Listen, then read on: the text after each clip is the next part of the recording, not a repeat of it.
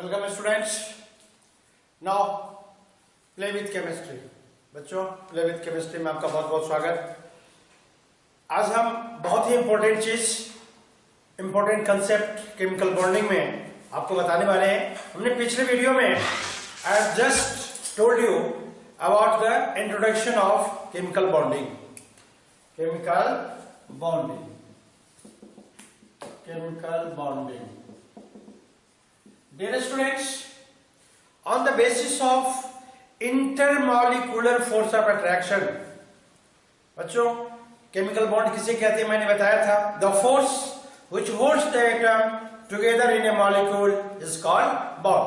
Chemical bond दो या दो से अधिक एटम्स के बीच में जो फोर्स होता है, जो उन एटम को एक साथ बाइंड करके रखता है, एक साथ क्लोज करके रखता है, that is called chemical bond. Okay, and on the basis of their strength, strength के अकॉर्डिंग उनको दो पार्ट में बांटा गया है। इसमें दो बॉन्ड होते हैं, स्ट्रॉन्ग बॉन्ड। स्ट्रॉन्ग बॉन्ड होते हैं चार। ये होते हैं ionic bond, ionic bond, covalent bond, covalent bond. Third होता है कोऑर्डिनेट बॉन्ड। कोऑर्डिनेट का एक दूसरा भी नाम है dative bond. Okay, and fourth one that is metallic bond. Metallic bond. ये तो हो गया strong bond. And weak bond, weak bond. Weak bond students दो तरह के होते हैं। Okay, one is first is hydrogen bond, hydrogen bond, and next one is van der Waals bond, van der Waals bond। बच्चों एक चीज और बताना हम चाहेंगे, ये जो स्ट्रॉन्ग बॉन्ड है, ये इसको हम इंटर एटॉमिक बॉन्ड भी कहते हैं। Inter atomic bond. ओके, ये बॉन्ड के बीच में मतलब एटम जो होते हैं उनके बीच में होता है। ओके, और ये जो है ये है intermolecular bond, intermolecular bond. Okay, इसको ध्यान रखिएगा। जो स्ट्रॉन्ग बॉन्ड होते हैं वो कौन सा बॉन्ड होता है? Inter atomic. This is very very important concept, यहां पर आपके लिए क्लियर है। इंटर एटॉमिक, दो एटॉम के बीच में जो बॉन्ड बनेगा दैट इज इंटर एटॉमिक। और ये जो मॉलिक्यूलर, इंटरमॉलिक्यूलर, दो सेम या डिफरेंट मॉलिक्यूल्स के बीच में जो बॉन्ड बनेंगे उनको हम कहेंगे इंटरमॉलिक्यूलर बॉन्ड। ओके, चलिए अब हम एक एक करके one by one I am just going to explain the characteristics of bonds. अब एक एक आपको बताने जा रहे हैं। सबसे पहला है आयोनिक बॉन्ड। आयोनिक बॉन्ड, चलिए आयोनिक बॉन्ड लेते हैं। आज हम आयोनिक बॉन्ड के बारे में पढ़ेंगे। आयोनिक बॉन्ड, आयोनिक बॉन्ड का एक दूसरा भी नाम है। ओके, इसको इलेक्ट्रोवैलेंट बॉन्ड भी कहा जाता है। Electrovalent bond, electrovalent bond. अब बच्चों ये बॉन्ड कैसे बनता है? सबसे पहले ये किसके बीच में बॉन्ड होगा? आयंस के बीच में। किसके बीच में? आयंस के बीच में। तो इसका ये कैसे बनेगा? द बॉन्ड, definition है ये, the bond which formed between the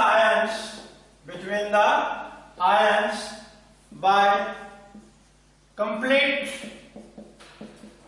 transfer of valence electron from one to another, one to another atom।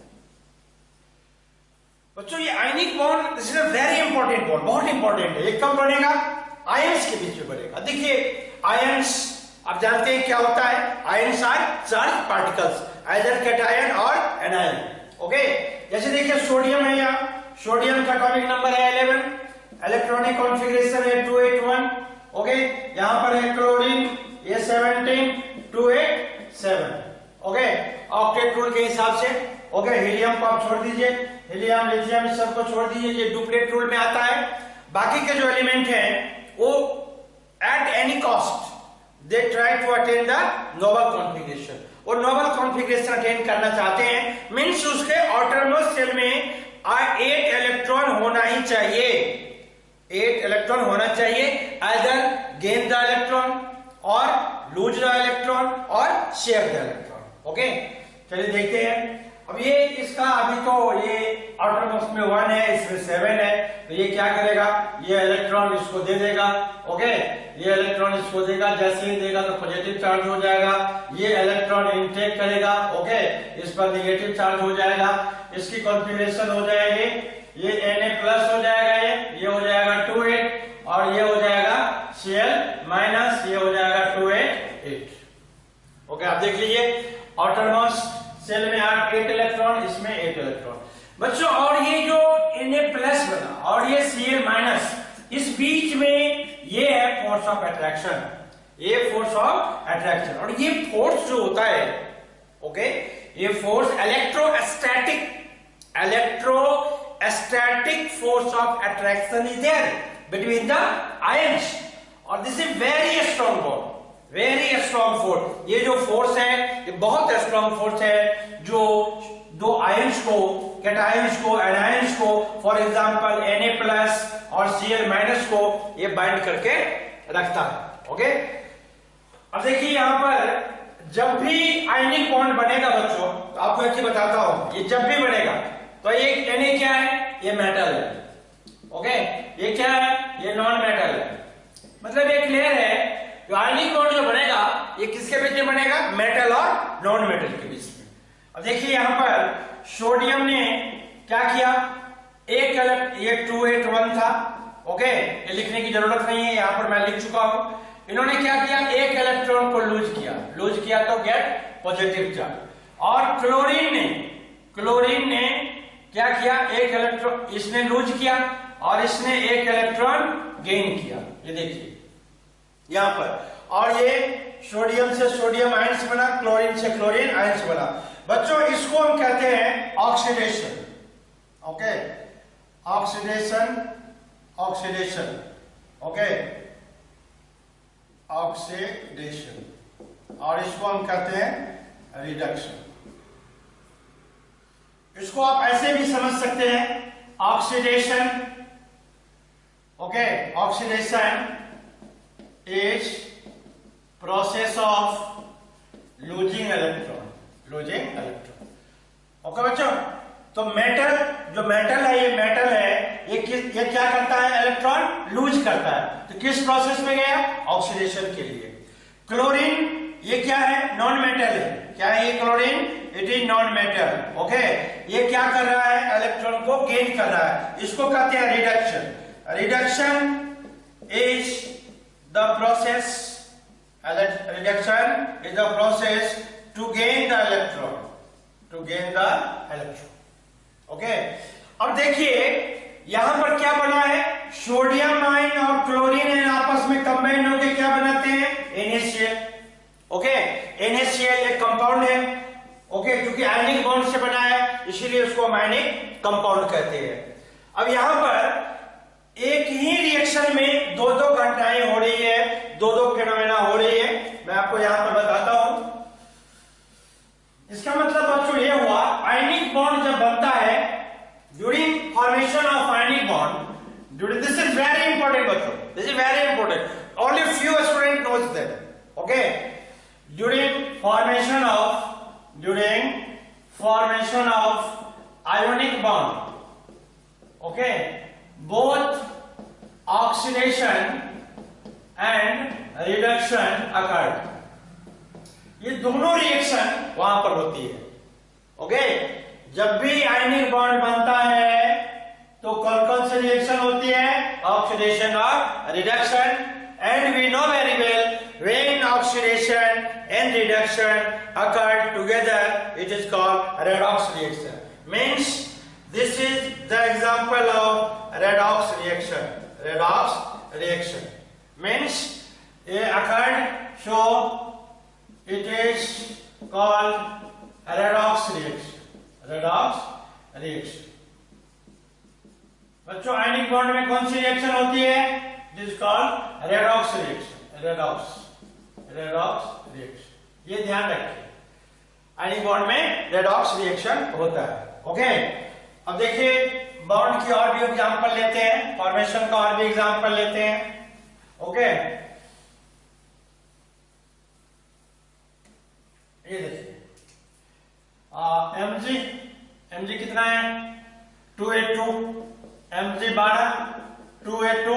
बच्चों एक चीज यहां पर मैं आपको क्लियर कर दूं, अब आगे जो भी हम एग्जांपल लिखने वाले हैं उन एग्जांपल में हम क्या लिखेंगे? कंप्लीट टोटल इलेक्ट्रॉन लिखने की जरूरत नहीं है। You know very well, only valence electron will participate in formation of bonding. Bonding में सिर्फ कौन से इलेक्ट्रॉन पार्टिसिपेट करेंगे? सिर्फ वैलेंस इलेक्ट्रॉन। तो देखिए मैग्नीशियम के बैलेंस इलेक्ट्रॉन 2 हैं, चलिए यहां पर 2 इलेक्ट्रॉन लेते हैं। यहां पर कंपाउंड हमको बनाना है MgCl2। देखिए यहां पर Cl है, ये 2 Cl के कितने हैं बच्चों? 17 है ना, तो 17 का मतलब क्या हो गया? 287, 7 बैलेंस इलेक्ट्रॉन, 2 4 6 7। ये हम साइन चेंज करते हैं ताकि पता चले ये एलिमेंट जो है वही एलिमेंट ये नहीं है, अलग अलग है, अलग अलग साइन देते हैं। 2 क्लोरीन है, 2 4 6 7। अब देखिए इनका ऑक्टेट है 282, इनका ऑक्टेट है 287, इनका ऑक्टेट है 287। ना तो ये स्टेबल है, मैग्नीशियम स्टेबल है, ना तो दोनों क्लोरीन स्टेबल है। उस कंडीशन में मैग्नीशियम एक इलेक्ट्रॉन इसको देगा और एक इलेक्ट्रॉन ये आपको इसको देगा, एक इलेक्ट्रॉन इसको देगा, और इस तरह से यहां पर क्या हो जाएगी? मैग्नीशियम ने 2 इलेक्ट्रॉन लूज किया, देखिए कॉन्फ़िगरेशन आउटर मोस्ट में 8 इलेक्ट्रॉन आ गई। और यहां पर कितने क्लोरीन है? ये 2 क्लोरीन है, और 2 क्लोरीन एक एक इलेक्ट्रॉन यहां पर लेने के बाद ये हो गई। ये इसका भी जो कॉन्फ़िगरेशन है ये 288। ओके, अब देखिए इसका हम रेडॉक्स रिएक्शन आपको लिखने का प्रयास करते हैं। इसमें बच्चों मैग्नीशियम ने क्या किया है? इलेक्ट्रॉन को लूज किया। बहुत ध्यान से देखिए, मैग्नीशियम इन्होंने इलेक्ट्रॉन को लूज किया। कितना इलेक्ट्रॉन? 2 इलेक्ट्रॉन। आप यहां पर फटाफट Mg2+ लिख दीजिए यहां पर। ओके, क्लोरीन ने क्या किया बच्चों? 2 इलेक्ट्रॉन को क्या किया है? 2 क्लोरीन ने एक एक इलेक्ट्रॉन गेन किया। 2 इलेक्ट्रॉन 2 क्लोरीन मिलकर गेन किया, ये हो गया 2Cl-। अब देखिए ये क्या है बच्चों? ये है ऑक्सीडेशन। ऑक्सीडेशन क्या होता है बच्चों? मैं अभी भी बताया, लॉस ऑफ इलेक्ट्रॉन। ओके, और ये क्या है? रिडक्शन है गेन ऑफ इलेक्ट्रॉन। आपको एक चीज और बताता हूं, रेडॉक्स रिएक्शन यहां पर एक नई चीज आ गई। रेडॉक्स रिएक्शन के बारे में बता दूं। If oxidation and reduction occur simultaneously it is called redox reaction. बच्चों रेडॉक्स रिएक्शन देखिए, ध्यान रखें। और कैसे पहचानेंगे which one is oxidation which one reduction? ये जो एरो है, ये एरो, ये 2 एरो होता है ऑक्सीडेशन रिडक्शन में। जब एरो के राइट हैंड साइड में प्लस इलेक्ट्रॉन लिखा हो, जब एरो के राइट हैंड साइड में प्लस इलेक्ट्रॉन लिखा हो, या राइट हैंड साइड में, बिल्कुल ध्यान दीजिएगा, या लेफ्ट हैंड साइड में माइनस, या तो ये हो और लेफ्ट हैंड साइड में माइनस इलेक्ट्रॉन लिखा हो, तो आप समझ जाइएगा ये जो होगा ऑक्सीडेशन होगा। क्यों बच्चों? देखिए इसको हम क्या ऐसे नहीं लिख सकते मैग्नीशियम को? Magnesium -2 electron give Mg2+। इसी को हम चाहे तो ऐसे भी लिख सकते हैं Mg2+ 2 इलेक्ट्रॉन। देख लीजिए आप, ये यहां पर है, इसका मतलब इसको ऐसे भी लिखा जा सकता है। आपके पहचान के लिए आप जब हायर क्लास में आप गए हैं, 11th क्लास में, 12th क्लास में जब आप पढ़ेंगे, बहुत सारे रिएक्शन आएगा जिसमें कि ऑक्सीडेशन भी होगा, रिडक्शन भी होगा। समटाइम्स ऑक्सीडेशन अलग होगा, समटाइम्स रिडक्शन अलग होगा, no problem. But remember, if both the reaction occurred simultaneously in the same process, you should be careful, you should understood yourself, आपको समझना होगा। This is example of redox reaction. Okay? देखिए, तो इस तरह से आप समझ जाइए, एरो के लेफ्ट हैंड साइड में यदि माइनस इलेक्ट्रॉन लिखा है तो क्या होगा? ऑक्सीडेशन। एरो के राइट हैंड साइड में प्लस लिखा होगा तो क्या होगा, रिडक्शन। ओके, ठीक उसी तरह से एरो के लेफ्ट हैंड साइड में प्लस इलेक्ट्रॉन लिखा होगा तो क्या होगा, रिडक्शन। एरो के राइट हैंड क्या कहते हैं, राइट हैंड साइड में इलेक्ट्रॉन यदि नहीं लिखा होगा या माइनस इलेक्ट्रॉन लिखा होगा, जस्ट इसका अपोजिट, तो क्या होगा, रिडक्शन। ओके, अब देख लीजिए यहां पर मैग्नीशियम के केस में एरो के राइट हैंड साइड में इलेक्ट्रॉन लिखा है तो ये ऑक्सीडेशन है, यहां पर इलेक्ट्रॉन इधर लिखा है, इसको भी हम चाहें इधर लेके जा सकते हैं, ये प्लस है तो ये क्या हो जाएगा, माइनस हो जाएगा। ओके, इसको ध्यान रखिए। चलिए इसको बैलेंस करके लिखते हैं, loose electron gain electron same है, इसको हम क्या लिखेंगे, इसको क्या बना यहाँ पर Mg प्लस 2Cl, यहाँ पर क्या बना Mg2 plus, okay, 2Cl minus. बच्चों देखिए इनके बीच में क्या हुआ है, एक फोर्स क्रिएट हुई है, यहाँ पर क्या हुआ है, एक फोर्स क्रिएट हुआ, और ये जो फोर्स है इस फोर्स का नाम है electrostatic force of attraction. Okay, ध्यान रखिएगा, आयनिक बॉन्ड बनने के लिए जरूरी है जो वैलेंस इलेक्ट्रॉन का कंप्लीट ट्रांसफर होना, और ये भी आप ध्यान रखिए आयनिक बॉन्ड जब भी बनेगा तो उसमें एक होगा मेटल और दूसरा होगा क्या, नॉन मेटल। क्योंकि मेटल की टेंडेंसी होती है इलेक्ट्रॉन को गेन करना और उसकी होती है नॉन मेटल की टेंडेंसी होती है इलेक्ट्रॉन को, मेटल की टेंडेंसी होती है इलेक्ट्रॉन को लूज करना और नॉन मेटल की टेंडेंसी होती है इलेक्ट्रॉन को गेन करना। जैसे देखिए यहां पर एक एग्जांपल है MgO। ओके, MgO में क्या है बच्चों, Mg जानते हैं 12 2 8 2, 2 इलेक्ट्रॉन है। चलिए यहां पर लेते हैं 2 इलेक्ट्रॉन। ऑक्सीजन का 8 होता है 2 6, ओके, 6 वैलेंस इलेक्ट्रॉन, यहां पर फटाफट लिख दीजिए 6, ये 2 इलेक्ट्रॉन इनको दिया, इस तरह से इनके बीच में Mg2 प्लस और O2 minus. Okay, O2 minus, या आप ले सकते हैं 2O माइनस। बच्चों इनके बीच में क्या हो गया, बॉन्ड डेवलप हो गया। एक बात और समझिए, ये जो चार्ज होती है ये ऑलवेज इक्वल होती है, ऑलवेज इक्वल। ओके, ये जो होती है ऑलवेज इक्वल होती है, ये हो जाएगा 2 माइनस।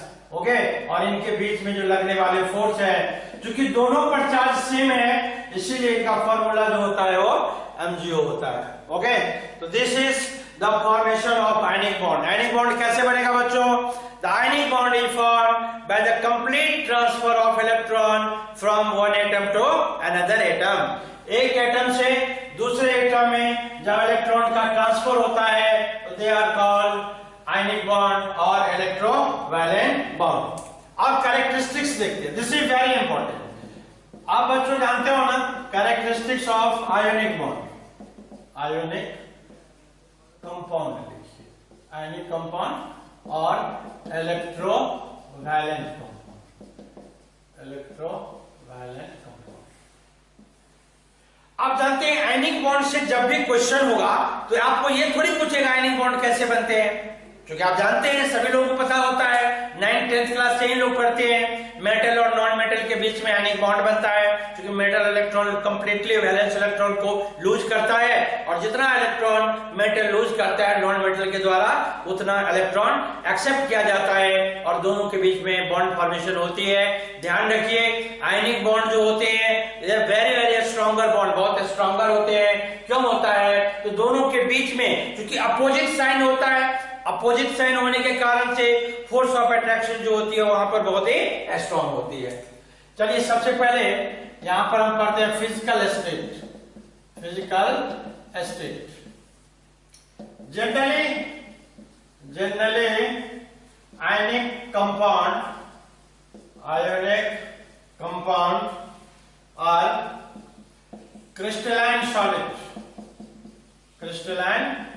जनरली क्या होते हैं, क्रिस्टलाइन सॉलिड होते हैं। ओके, चलिए दूसरा MP एंड BP।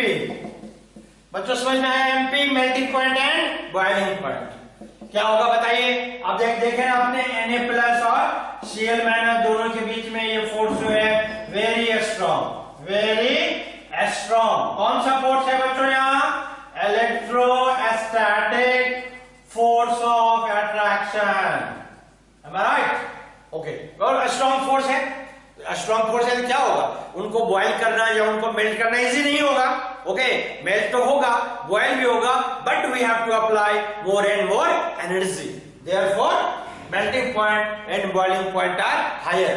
इनके मेल्टिंग पॉइंट और बॉइलिंग पॉइंट जो होंगे वो क्या होंगे बच्चों, हाई होंगे.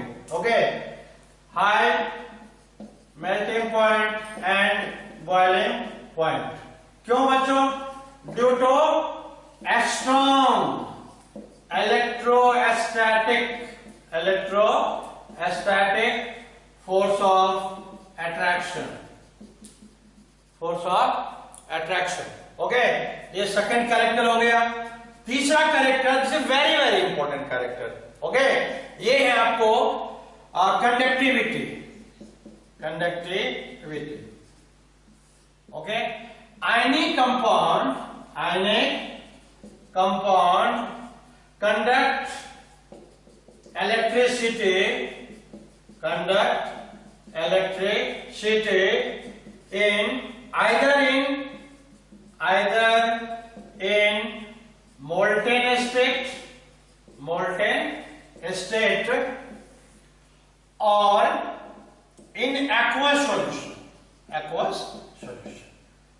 But it does not conduct electricity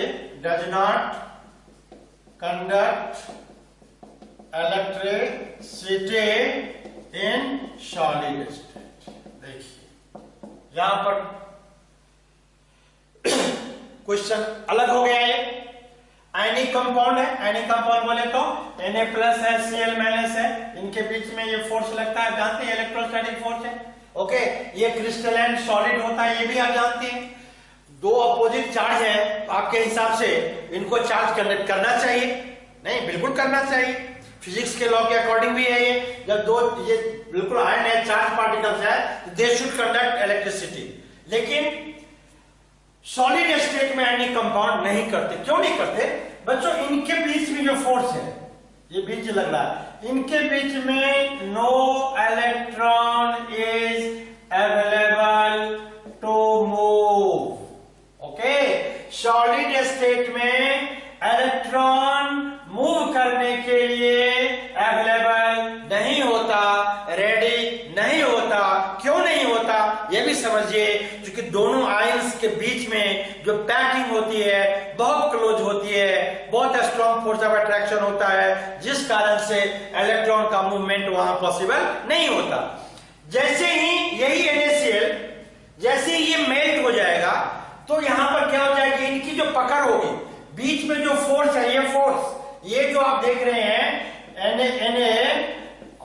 और Cl- के बीच में ये जो फोर्स है, जैसे ही ये मेल्ट होगा ये टूटना शुरू हो जाएगा.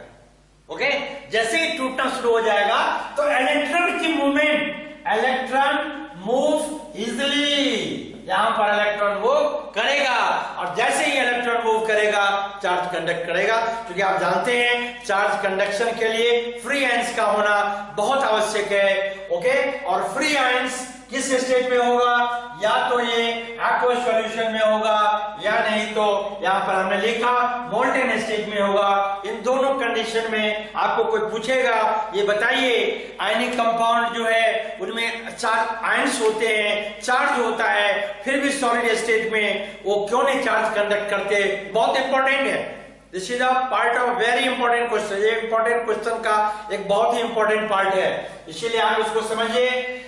आप कहेंगे जो आयनिक कंपाउंड सॉलिड स्टेट में इसलिए चार्ज को कंडक्ट नहीं करते, वहां पर जो फोर्स होता है, बाइंडिंग फोर्स होता है, जो दोनों आयंस के बीच में लगने वाला फोर्स है, वो बहुत ही स्ट्रॉन्ग है वहां से, इसलिए इलेक्ट्रॉन का मूवमेंट पॉसिबल नहीं है. और आप जानते हैं जब तक इलेक्ट्रॉन मूव नहीं करेगा, एक जगह से दूसरे जगह मैग्नेट नहीं होगा, तब तक चार्ज का कंडक्शन पॉसिबल नहीं है.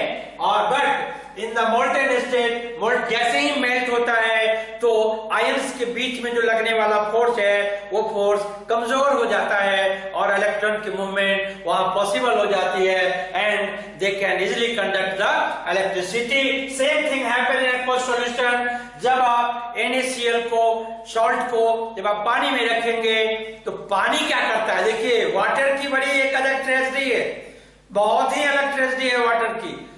बच्चों आप ये सुनेंगे, फिजिक्स में भी है ये, dielectric force.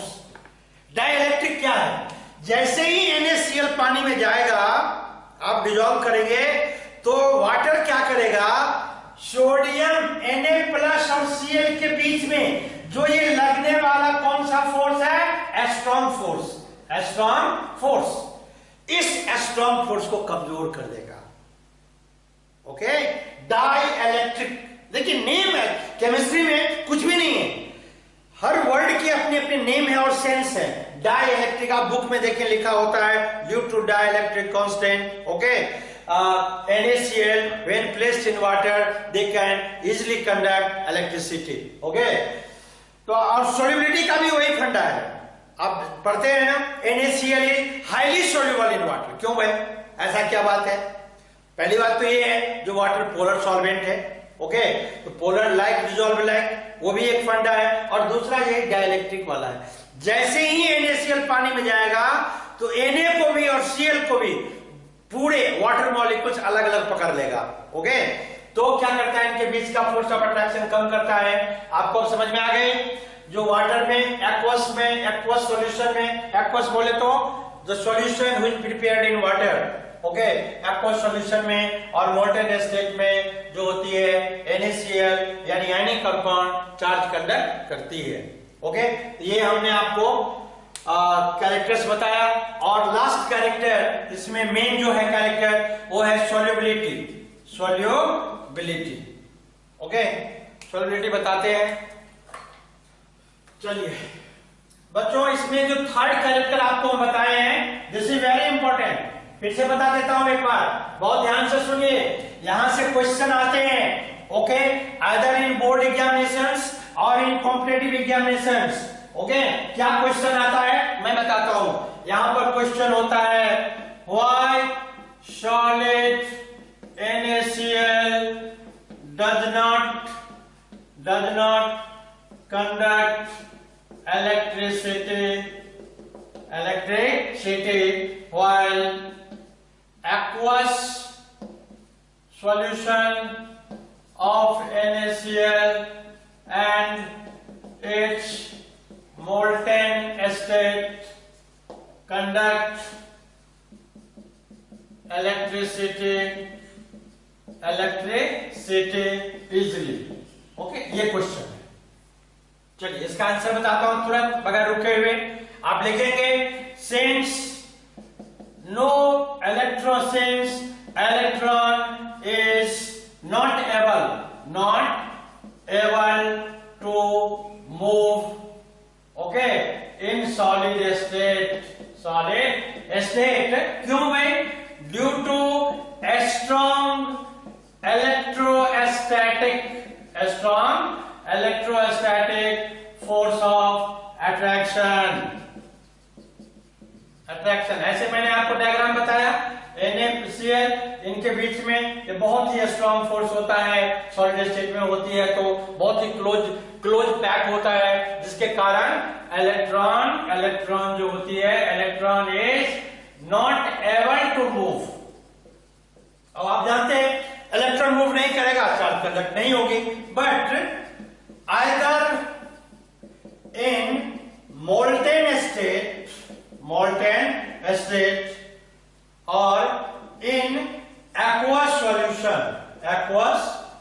solution electron is able to move freely, hence it conduct electricity। मैं आपको फिर से एग्जांपल के थ्रू भी बता रहा हूं। ये NF देखिए, यही NaCl यहां भी है, यहां भी है। एक्वस सॉल्यूशन हो या मोल्टेन स्टेट हो या एक्वस सॉल्यूशन हो, ये क्या होती है, जैसे ही मेल्ट होता है या इसको वाटर में डालते हैं, इनके बीच में जो लगने वाले फोर्स है, ये जो फोर्स है, ये फोर्स आप लिखिए, यहां पर लिख देता हूं, electrostatic force becomes weak। becomes weak, बच्चों इनके बीच में जो लगने वाले ये फोर्स था, इसके वीक हो जाने के कारण electron are able to move, so they conduct electricity. Okay, so this is the characteristics of ionic compounds. Okay, इसको बहुत अच्छे से आप देख लीजिएगा. Okay, यदि आपको ये characteristics of ionic compounds, okay, specific characters, the phenomena which occurred, okay, in the ionic bond आपको अच्छा लगा तो इस वीडियो को आप जरूर लाइक, शेयर और सब्सक्राइब करें. Okay बच्चों, okay, have a great day.